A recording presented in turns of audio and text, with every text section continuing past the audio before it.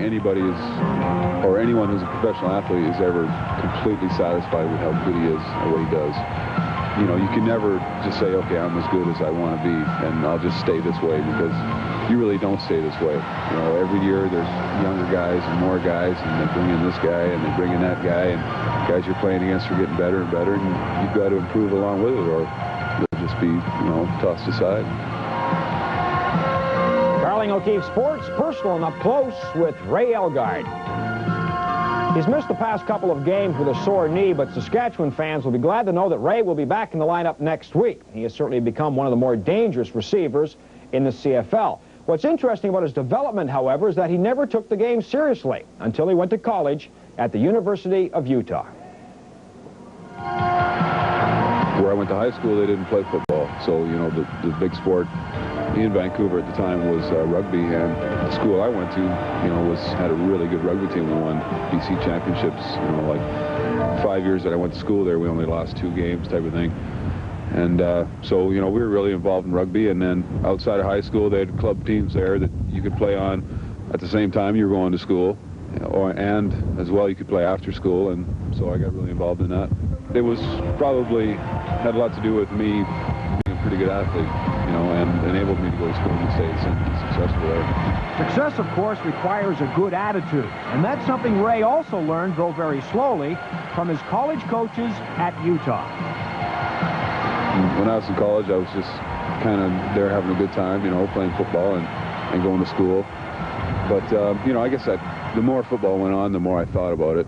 And, you know, the later it got in college, the more I realized that, you know, it was something that maybe I could succeed in. So, you know, as I progressed in university, I started thinking about it more and more. But when I came out of university, I really wasn't too aware of what my options were. You know, the 4 years I was down there, I never watched any Canadian football. You know, they didn't have it on TV or anything. So I was really quite naive about what my chances were and, you know, where I should end up. But Utah's Division I. It's not, you know, your big name Oklahoma or anything, but, you know, it was a really good school, and we had a great offensive line coach. And, you know, he was putting offensive linemen in the NFL and the USFL every year that I was there. And this coach, you know, he broke it all down and taught us how to play really well. And when I was a senior, there's, you know, I was the tight end, and there's 5 of the guys in the line, and 4 of us made pro football. And the guy who played behind me is playing in the NFL right now. So, you know, there's a lot of good players there. Good players become pros, and pros live nomadic lives. But Ray has found the entire experience very rewarding. Since I got out of high school, I've been, you know, pretty much out of the suitcase. 2 years here, 2 years there, 3 years here. You know, who knows where you're going to go. And it really hasn't bothered me that much. You know, I'm not married. I don't have any tie downs that, you know, I have to worry about. But it just appeals to me. You know, the coaches I had at Utah kind of showed me how rewarding a profession it can be if, you know, if you really are good at what you do.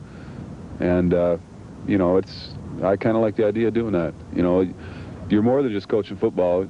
In a way, you're kind of developing, you know, men out of a lot of kids that go to college, and it was really quite rewarding, I thought. You know, the coach that I had was very happy about what he was doing, and, you know, I'd kind of like to emulate that. In 1985, only 2 other receivers caught more passes than Saskatchewan's number 81. And here in 86, Ray Elgaard is on target for yet another productive year.